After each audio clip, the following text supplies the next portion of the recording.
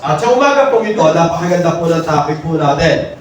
Sabi nga, pinamagatan po natin itong ang unang ministeryo ko ay pamilya ko. Yan. Sabi nga, ang unang ministry ko ay pamilya ko. So, sabi po dyan, ang unang ministry ko ay pamilya ko. So, nung last Sunday, naitapin po natin na napakahalaga yung pangunguna po ng Diyos sa buhay po natin. At yamang ang Diyos ang nangunguna sa buhay natin, napakahalaga na makita din po natin yung una na dapat po natin gawin sa buhay po natin bilang isang mananampalataya na Diyos. So, basahin po natin yung Joshua. Ang sabi dito sa Joshua, at kung ayaw ninyong maglingkod kay Yahweh, pumili kayo ngayon kung sino ang inyong paglilingkuran. Ang mga Diyos na pinaglilingkuran ng inyong mga ninuno sa Mesopotamia o ang mga Diyos ng mga Amoreo na sinasamba dito sa lupain inyong tinitirahan. Ngunit para sa akin at sa aking sambahayan, kay Yahweh lamang kami maglilingkod. Sumagot ang bayan, hindi namin magagawang talikuran si Yahweh at maglilingkod sa ibang Diyos. So, napakahalaga bilang isang mananampalataya ng Diyos na makita natin yung kahalagahan po ng pamilya. Si Joshua, nandun po yung kanyang paninindigan.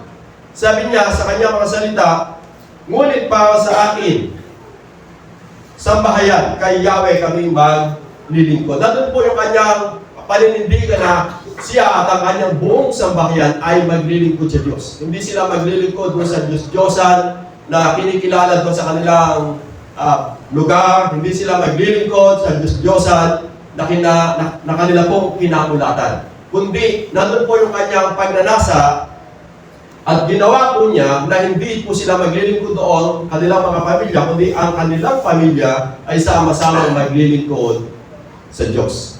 So, ngayong 2025, napakahalaga na meron po tayo ganitong kaisipan, pananaw, at layunin sa buhay natin. Na ikaw at ang iyong buong sambahayan ay totoong maglilingkod sa totoong Diyos. Amen! Amen. Kasi noong mga panahon po na yon, sa panahon po ni Joshua, yun po yung mga Diyos-Diyosan na nakikita din po natin sa ating kapaligiran po ngayon. At alam niyo po ba, kung babalikan po natin yung kasaysayan ng Bible, yan po yung kinamumuhian o kinasusuklaman po ng Diyos. At sa buhay po natin, kung bakit napakahalaga na magkaroon po tayo ng ministry sa ating mga pamilya, una nating layunin sa buhay, sabi nga, yung ating mga pamilya, sila po ay maligtas. Amen.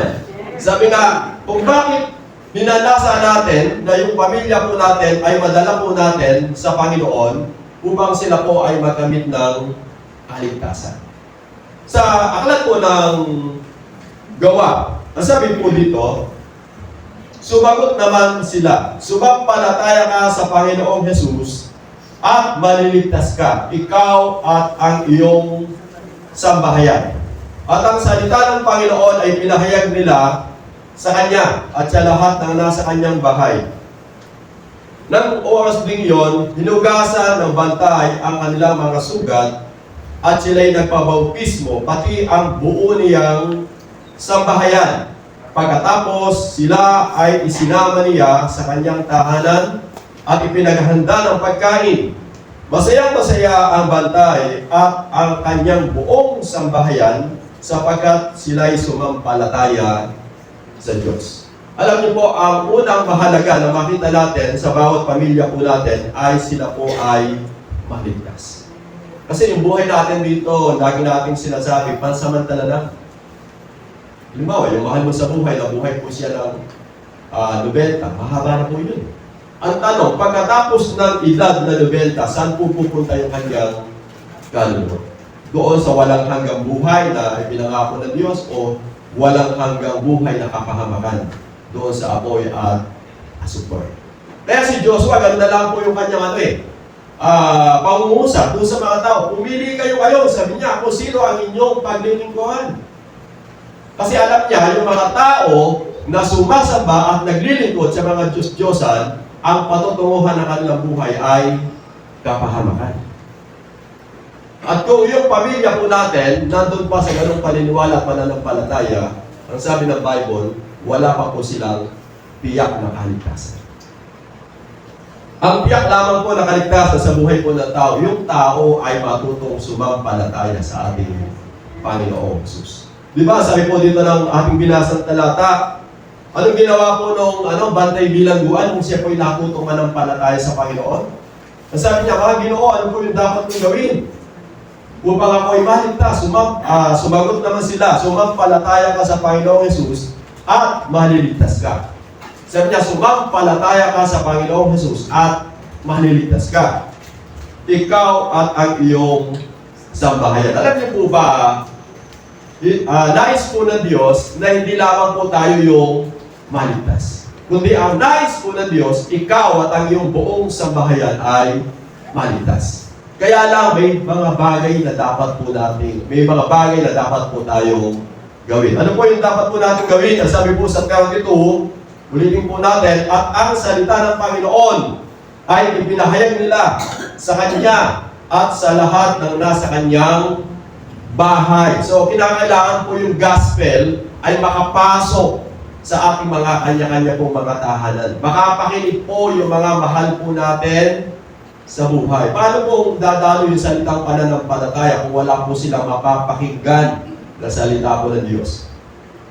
Hindi po masama po yung ginagawa po nating pananalangin. Kasi yun po ay utos na tayo po yung manalangin. Subalit yung pananampalataya ay nagsisimula po sa pakikinig at pakikinig at pakikinig ng salita ng Diyos. So kung wala po silang mapapakinggan na salita ng Diyos, paano po sila mananampalataya? At ang sabi ng Bible, naligtas po yung tao dahil sa kanyang pananampalataya. Dahil may napakinggan po siyang salita po ng Diyos. Amen! Kaya kung may mga pagkakataon na magbubukas po ng mga gawain sa inyong mga tahanan, lalo na ito po yung magiging daan upang yung asawa mo, yung anak mo, yung magulang mo, yung biyanan mo ay kumilala sa Diyos, i-welcome po natin. Amen! At ako'y naniniwala, alam niyo po ba, kapag yung salita ng Diyos ay dinadala sa tahanan po ng bawat isa po sa atin, halakit po nito yung biyaya at pagpapala po ng Diyos. Kasi nandun po yung salita ng Diyos. At ang sabi ng Bible, hindi babalik yung salita ng Diyos na wala pong dalang pagpapala. Amen! Kaya sa buhay po natin, isa po sa unang layunin natin kung bakit dapat natin unang ministro yung ating pamilya upang sila po ay maligtas. Kasi kung totoo mahal mo yung asawa mo, yung anak mo, yung mga magulang mo, yun po yung unang maligtas. Kasi yun po ay pang walang hanggan. Yung naging engineer po sila dito, naging arkitekto po sila dito, naging abogado po sila dito. Kapag namatay na, wala. Dito lang po yan, sa ibabaw po ng lupa. At ikaw po yung pinakasikat, pinakamagaling, pinakamayaman. Kapag namatay ka, hanggang doon lamang po yun. Subalit yung kaluluwa mo, ito po ay pang walang hanggan. Kaya napakahalaga yung salitang kaligtasan. Kaya si Joshua, gano'n na lamang po yung kaniyang pakikipagtalo doon sa mga tao. Pumili kayo ngayon kung sino yung inyong dapat paglingkuran. Subalit ako at ang aking buong sambahayan, kay Yahweh lamang kami maglilingkuran. Amen po ba doon? So magkakaroon po tayo ng goal natin. Ngayong taon 2025, Lord, gagawa po ako ng mga kapangaanan upang yung aking buong pamilya ay madala ko sa iyong paanan. Kasi mahal po natin sila. At ang buhay po ng tao, hindi po natin hawak. Di ba? Mabuti, alam mo, mamamatay kasi edad na 80. Eh, kung hindi kayo naabot ng 80. Tapos sabi mo sa anak mo, matagal pa bago mamatay yung anak, saka ko na lang sisiyawan ng gospel. Hindi po natin alam yun. So sabi nga, lahat ng may hininga, kinakailangan po ay makatanggap po ng kaligtasan na nagagaling sa Diyos. Kahit po yung bata, hindi natin alam niya kung kailan po siya kukuhanin ni Lord, di ba? So mahalaga magawa po natin yung ating visyon. Nasabi nga, manampalataya ka sa Panginoon Jesus at maliligtas ka, ikaw at ang iyong buong sambahayan. Pinangako na po ng Diyos yan. Kagaya po ng panahon po ni Joshua, panahon po nila Abraham, nila Moises. Di ba yung mga lahi po nila, iniligtas po ng Diyos. Ganon din po yung pangako ng Diyos sa ating kapanahonan ngayon. Yung pamilya mo, nais po ng Diyos na sila din po ay maligtas. Kaya lang, kinakailangan po natin ibahagi po yung gospel. At ang sabi nga dito ng Bible, sa huling mga talata sa 34, pagkatapos, sila ay isinama niya sa kanyang tahanan at ipinaganda ng pagkain. Masayang-masaya. Ito po yung maganda. Hindi lang po sinabing masaya, kundi masayang-masaya ang bantay at ang kanyang buong sambahayan sapagkat sila ay sumampalataya sa Diyos. Alam niyo po ba yung pinakamasayang pamilya? Yung pamilya mo ay natutong sumampalataya sa Diyos. Kasi wala ka nang dapat na ipag-alala.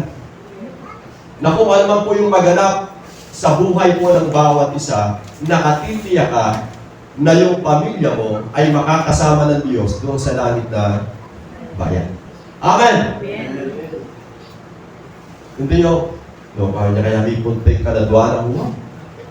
Yung banwa kaya o kikimpiyan mo. Hindi ba ganun? Kasi wala kang katiyakan eh. Pero kapag po yung tao natutong sumampalataya kay Jesus, ang sabi po doon ng Panginoon Jesus, bagaman po siya'y mamatay physically, subalit siya'y magkakamit ng buhay na walang hanggan. Amen! So, i-goal po natin, kahit na kumisan may mga pagkakataon na umaayaw, yun nga po, ganun po talaga. Yung nung una, umaayaw, hanggang sa, sa huli mo, saglit lang, hintay ka lang, 10 minutes lang, makikinig lang tayo na salita ng Diyos. Yung po ba, may ginagawa po tayo, nananalangin na tayo, tapos, ini-encourage po natin na sila makinig ng salita ng Diyos. Alam niyo po kasi, kung tayo mismo na kasama po nila sa buhay, wala po tayong ganitong kaisipan, wala po tayong ganitong pananaw, paano po sila kikilala at mananampalataya sa ating Panginoon? Yung po ba salita, bahala na kung saan sila pupunta. Alam niyo po, kung naniniwala tayo sa Diyos at naniniwala tayong may langit, gagawa po tayo ng kaparanan. Amen! At ang malungkot nito, kapag hindi ka gumawa ng paraan at napahamak yung kaluluwa ng mahal mo sa buhay. Sabi ko nga, yung kwento po ng mayaman, saka po yung pulubi, nagkatanawan. Natanaw po ng mayaman yung kalagayan po ng pulubi. At nakita din po ng pulubi yung kalagayan po ng mayaman. So, ano ba, nakita mo yung anak mo? Ganto, Inda! Ganun po ba yan? O kulait siya masigang. Bakit hindi po ko siniyang gospel, di ba? Inay, bakit po ko hindi hinaya sa gawain ng Diyos? Bakit hindi mo ko siniyang ng gospel? Di ba? Baka sisihin pa tayo nun eh. Pero kung ginawa mo yung mga bagay na dapat mong gawin at siya po ay naakay natin sa Diyos, magpapasalamat ko siya. Dahil salamat dahil sa kabila ng aking katigasan, pinagtiyagaan mo ko na makatanggap sa ating Panginoon Jesus, kaya ngayon ako nandito sa langit na bahayan. Amen! Kaya mahalaga, sabi ko nga, yung mahal po natin sa buhay ay matutong sumampalataya sa Panginoon Jesus at magkamit po sila ng kaligtasan. Pangalawa, makalaya sa sumpa. So, basahin po natin yung Exodus. Sa Exodus, ito po ay kabisado nating talata, so balit maganda na basahin po natin. Ang lahat ng ito ay sinabi ng Diyos, akong si Yahweh, ang inyong Diyos na naglabas sa iyo sa Ehipto at nagpalaya sa inyo mula sa pagkaalipin. Huwag kang sasamba sa ibang Diyos maliban sa akin. Yun po yung inano din po ni Joshua. Huwag kang gagawa ng imahen ng anumang nilalang na nasa langit, nasa lupa, o nasa tubig upang sambahin. Huwag mo silang yuyukuran ni sasambahin sapagkat akong si Yahweh na iyong Diyos ay mapanibugbuin Diyos. Ang kasalanan ng mga magulang ay sisingilin ko sa kanilang mga anak hanggang sa ikatlo at ika-apat na saling lahi. Sa malalim na Tagalog ay sumpa. Susumpahin ko sila mula ikatlo hanggang ika-apat na saling lahi. Sabi po dito ay sisingilin. Alam niyo po ba yung pagkakasala ng magulang sa pagsamba sa mga Diyos-Diyosan ay sisingilin ng Diyos hanggang ikatlo at ikaapat na saling lahi. Kaya si Joshua, sabi niya, kung maglilingkod kayo dyan, so, nasa inyo. Kaya lang, nasa ilalim kayo ng sumpa. Kaya si Joshua, nandun po yung pagnanasa niya na yung kanyang buong sambahayan ay maligtas upang sila po ay makalaya sa ilalim po ng sumpa. Kaya yung tao na nasa ilalim ng pagsamba sa maling Diyos, una, hindi sila ligtas. Pangalawa, nasa ilalim sila ng sumpa. Kaya kung minsan, sabi nga po ng mga iba, hayaan mo sila. Alam niyo po ba, papayag po ba kayo yung pamilya po natin, hindi na po sila ligtas, nasa ilalim pa ng sumpa.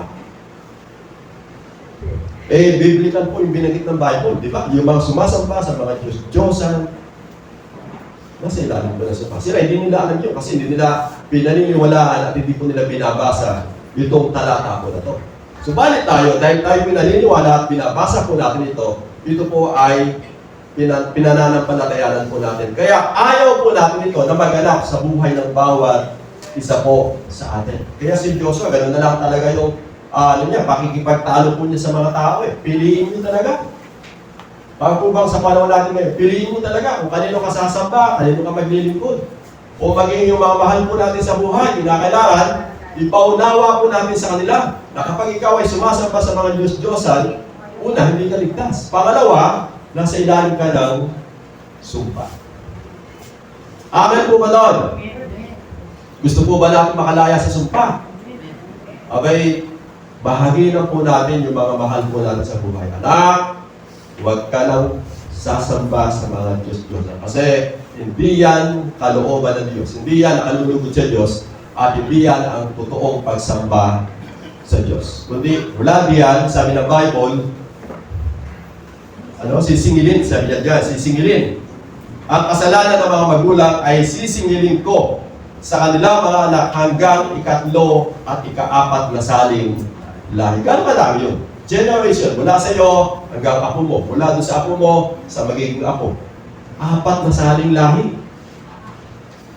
Napuputo lamang po yung sumpa sa buhay ng isang tao kapag yung tao natutong sumampalataya sa ating Panginoong Jesus. Sabi po ng Galacia, binubos tayo ni Kristo sa sumpa mula sa kautusan upang yung mga biyaya at pagpapala ay dumaloy sa atin.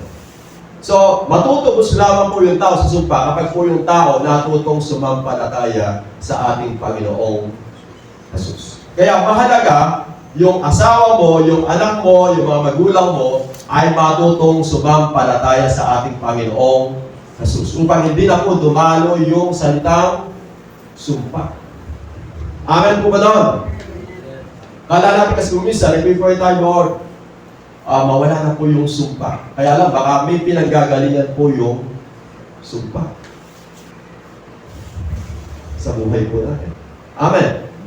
Hindi ko naman sinasabi na ngayon na born again ka na, hindi ka nadadaan ng problema, hindi ka nadadaan ng pagsubok, hindi ka nadadaan ng mga sitwasyon na kuminsan may mga pagkakasakit. Bahagi po yan ng buhay ng tao Kaya lang, ang mahalaga po noon, yung wala ka na doon sa ilalim po ng sumpa.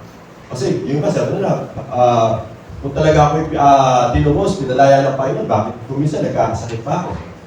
Lalo na kung senior citizen ka na. Amen. Kasi bahagi po ng katawan yan Ano ba, ginamit mo na yung katawan mo 70 years. Abay, yun nga ang makina. 10 taon lang. Makina na po yun. Bakal na. Nagkakaproblema na. Yung po kaya katawan natin, ginamit mo na 50, 60. Natawa lamang po na humihina po yan. Nagkakasakit po yan.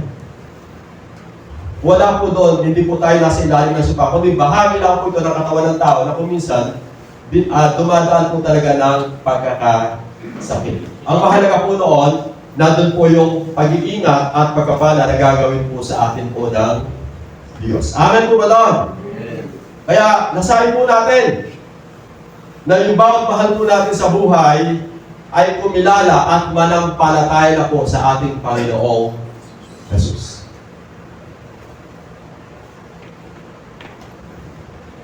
Kaya nung sabi ko nga nung 1980s, ito yung unang yung mga tao nun, talagang dahil masyadong panatiko po yung mga tao sa atin dito, talagang hindi ko nila maintindihan. Subalit ngayon, naiintindihan na po. Bagamat ang ulang na lang ngayon, iwanan. Alin na kaya man na sasampa? Alin na kaya man na maglingkod? Diba, sabi? Kaya kung minsan, nandun po yung, parang nadjo-joke mo na yung mga tawain dito Sabi niya, ano kapunta? Saan ka pupunta? Doon sa aming poon. Ha? Nandun yung poon nyo? Nandun yung Diyos? Kung minsan pag nasabi mo gano'n, ay, hindi. Ano na po sila? Na-open na po kasi nakakapakinig na po sila ng gospel, di ba? Pero meron po talaga mga matindi po yung pagkakakapit sa ganong paniniwala at pananampalataya. Subalit tayo, naniniwala tayo, yamang ang Diyos ay nangako ng kaligtasan sa bawat pamilya po natin. Ito po ay gaganapin at tutuparin ng Diyos sa buhay natin. Kaya lang, may dapat po tayong gawin. Amen! Alam niyo po, napakasaya ng isang pamilya na kayo pong lahat ay naglilingkod sa Panginoon. Dahil alam po natin na doon po yung pag-iingat, na doon po yung paggabay, na doon po yung pagpapala na gagawin po sa atin ng Diyos. Kaya si Joshua, sabi niya, ako at ang aking buong sambahayan ay maglilingkod sa Diyos. So yun po yung pangalawa. Sabi nga, makalaya po sa sumpa. O dun sa, sabi nga, mga bagay na hindi kalugod-lugod sa paningin ng Diyos. Pangatlo, matanggap ang pagpapala. Nais po ng Diyos na patuloy na yung biyaya ay ipagkaloob sa buhay ng bawat isa po sa atin. So, ituloy po natin yung 6, sabi niya po dyan. Ngunit ipapadama ko ang aking pag-ibig sa libo-libong saling lahi na umiibig sa akin at tumutupad ng aking mga salita. So sabi niya sa ibang salin, at ibubuhos ko yung pagpapala sa lahat ng mga umiibig at libo-libong saling lahi sa akin at tumutupad ng aking mga utos. So sabi nga, yung biyaya nandyan. Kasi sabi po ng Galacia, pinupos tayo ng Diyos sa pamamagitan ng ating Panginoon Jesus sa ilalim ng sumpa upang ang mga pagpapala ay dumalo sa atin sa pamamagitan ng ating Panginoong Jesus. So pagkatapos na makalaya ka doon sa sumpa, ang ipagkakalob sa iyo ng Diyos ay pagpapala.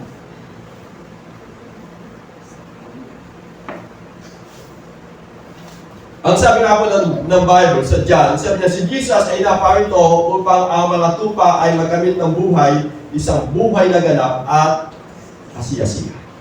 So yun po yung misyon ng Panginoon.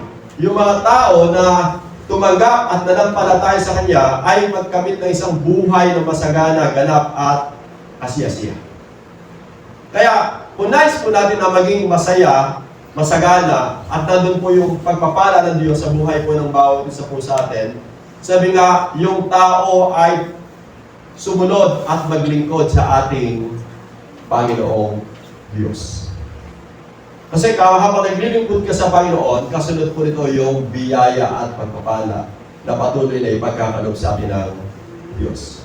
May mga pagkakataon kasi kuminsan, makikita natin bakit sila kahit hindi naglilingkod sa Diyos ay may dumadating na biyaya. Kasi sabi ko nga, ang biyaya sa buhay po ng isang tao, hindi lang sa isang bahagi. May tatlong bahagi po kasi tayo. Una, sabi ko nga kanina yung kaligtasan. Mayaman ka nga, kung di ka naman ligtas, wala din. Sabi po ng aklat na binanggit po ng ating Panginoon Jesus, makamtan mo man yung yaman ng buong mundo, kung mapahamak naman ang iyong kaluluwa, wala po itong kabuluhan. Ikaw na po yung pinakamayaman sa buong mundo. Sabihin na po natin, ikaw na po yung higit ka pa kay Henry C., kay Coco Way, o sino pa yung may nakadisco kayo ng computer, gano'n pa kayaman. Subalit kung mapahamak naman ang iyong kaluluwa, wala po itong kabuluhan. Kasi kung minsan, yun po yung tinitingnan ng mga tao. Bakit sila? Kahit hindi sila totoo naglilingkod sa Diyos, mayaman sila. At lagi ko sinasabi, sa buhay na ito, may kanya-kanya po tayong gampanin sa buhay. Halimbawa, ang gampanin mo na nilasay ng Diyos, maging manager, maging piloto, maging yung mga scientist, may kanya-kanyang katalinuhan kakanya Diyos sa buhay ng tao. Subalit, bahagi lamang yun ng buhay ng tao. ang pinakamahalaga, pagkatapos noon, na magampanan mo yung panawagan sa ng Diyos bilang isang tao, kapag ikaw ay namatay, may katiyakan ka na magkakamit ka ng buhay na walang hanggan. Amen po ba doon? Kasi hindi naman pwede lahat ay engineer. Hindi po lahat ay scientist. Hindi po lahat ay inventor. Di ba? Hindi po pwedeng lahat nasa opisina. Hindi po lahat ay nasa bukid. Balansi po yung pagkakalikha po ng Diyos sa lahat ng tao at pagbibigay ng katalinuhan at kaalaman sa buhay ng tao. Bahagi po yun upang mabuhay pong lahat yung tao dito sa ibabaw po ng mundo.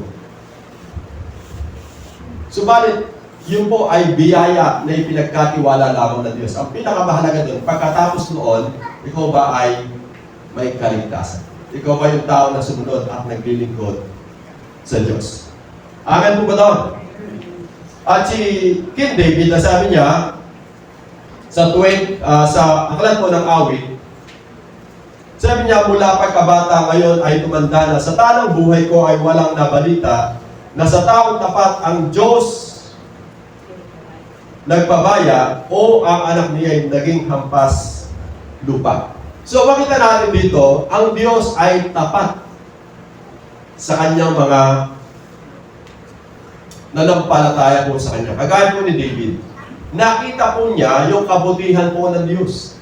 Na hindi lang po yung si David ang pinagpala ng Diyos, pati po yung kanyang mga anak, pinagpala po ng Diyos. O sa buhay po natin, kapag po tayo sumunod at naglingkod sa Diyos, hindi lamang po tayo yung pagpapalaya ng Diyos, pati yung ating buong sambahayan ay kayang pagpalain po ng Diyos. Amen po ba doon? Kasi pangako po ng Diyos yun. Kaya sabi niya doon sa binasa natin kanina, lahat ng umiibig sa Diyos at tumutupad ng kanyang mga utos, ipapadama sa kanya ng Diyos yung kanyang pag-ibig sa libo-libong saling lahi na umiibig sa akin. Sabi niya, libo-libong saling lahi. Yung biyaya na ipagkakalob ng Diyos sa mga taong tumutupad at sumusunod sa kanyang kalooban. Subalit sa mga sumusuway at hindi sumusunod sa kalooban ng Diyos, sabi nga doon ay sisingilin ko mula ikatlo hanggang ikaapat na saling lahi. Ang usapan po doon, saling lahi. Hindi po isa lang, generation, saling lahi. Kundi sabi po ng Bible, libo-libong saling lahi. Kaya binibigyan din talaga ni Joshua kung paano napakahalaga yung tao ay maglingkod at sumunod sa Diyos. At maging sa ating kapalahunan po ngayon, napakahalaga na makita natin na napakahalaga sa buhay natin at ang ating buong pamilya ay kumilala at maglingkod sa ating Panginoon. Amen po ba doon? Kasi kapag hindi mo ito nakita, tatakbo yung isang taon. Wala kang ginawa upang yung asawa mo kumilala at manampalataya sa Panginoon. Wala kang ginawa yung mga anak mo na hindi sila kumilala at manampalataya sa Panginoon. Wala kang ginawa na yung mga magulang mo ay kumilala at manampalataya sa ating Panginoon. Sabi ko kung paano sa atin may nagpagal at may ginamit po yung Diyos upang tayo kumilala at manampalataya sa Panginoon, ganun din daw po yung gawin po natin sa bawat mahal po natin sa buhay. Sabi ko nga kung may unang magmamahal sa pamilya mo, walang iba kundi ikaw. Amen. Kasi pamilya po natin sila eh. Mahal po natin sila. At ayaw po natin na mapahamak ang buhay po ng bawat isa. Kundi ang gusto natin, kung paano po dito sa lupa, sama-sama po tayo na nagmamahala, nagtutulungan, nagmamalasakitan. Pagdating doon po sa langit, ay sama-sama din po tayong sumasamba at naglilingkod sa ating Panginoong Diyos. Amen! Kasi yun po yung masayang buhay.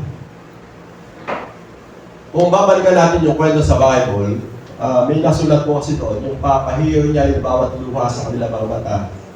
Wala nang dalamhati, wala nang hiyak, walang sakit. Sabi ko, bakit kaya may pagpahid ng luha sa mga mata? Baka po may mga mahal sa buhay na hindi po sila nakasama doon sa langit na bayan. Amen. Iiyak ka talaga eh. Kapag pinanood mo yung kwento ng mga kaluluwa na napunta sa impyerno, iiyak ka talaga. Sabi po ng Bible, doon ang kumot nila ay uod. Eh dito, isang langaw lang yung umiikot siya, hindi ka mapakali. Yung lamok na lang na umuugong sa tenga mo, hindi ka mapakali. Amen po ba doon? Eh gano'n pa kaya yung uod, lumalabas sa ilong mo, lumalabas sa tenga mo, lumalabas, pasok labas, tapos hinihigaan mo. Eh yung kaluluwa, hindi po siya namamatay. Kundi sabi nga dito, kaya sinabi ng Bible, yung kaluluwa magkakamit ng buhay na walang hanggan o walang hanggang kapahamakan. Kaya ang sabi po ng Bible, isusumpa ng tao yung kanyang pagsilang. Kapag po siya ay napunta doon sa impyerno. Isusumpa po niya talaga kung bakit pa siya ay sinilang. Kasi dito po, naghihirap na siya. Tapos, panibago pa lang paghihirap. Dito, naghihirap na po siya ng albaw. Sabihin na po natin 80. Tapos, walang hanggan. Di ba napakahirap po doon? Ang maganda dito, lumasap ka na ng kaligayahan at pagdating doon sa pangalawang buhay, talagang natanggap mo yung buhay na walang hanggan. Amen! Kaya maganda, makita po natin yun. Kaya si David, sabi niya, mula pagkabata ngayon ay tumanda na sa tanong buhay ko, walang nabalita na sa taong tapat, sabi na dito, sa taong tapat, ang Diyos ay nagpabaya o ang anak niya ay naging hampas lupa. Yung ating pamilya, i-bless po ng ating Panginoon. At doon sa uling talata na aking babasahin, sabi po din sa awit, mapalad ang bawat tao na kay Yahweh ay may takot, ang maalam na adhikay sumunod sa kanyang utos. Kakainin niya ang bunga ng kanyang pinagjawapan, ang tao ito'y maligaya, maunlad ang pamumuhay. Sa tahanan ang asawa'y parang ubas na mabunga at bagong tanim na ulibo, sa may hapag ang mga anak niya. Ang sino mang kung si Yahweh buong pusong susundin, buhay niya ay uunlad at laging pagpapalain.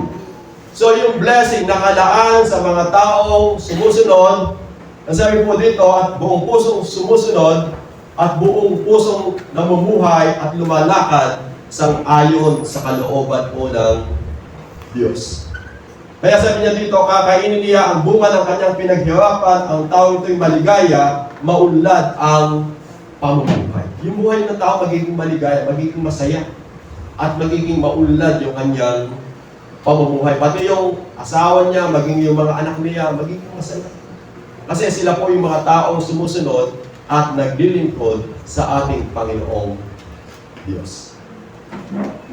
Kasi nandun po yung pagsama, nandun po yung pag-iingat, nandun po yung pagpapala na gagawin sa kanila ng Diyos. Kaya napakahalaga na makita natin this year 2025, maging paunahin ng ating ministeryo sa buhay natin yung ating mga pamilya.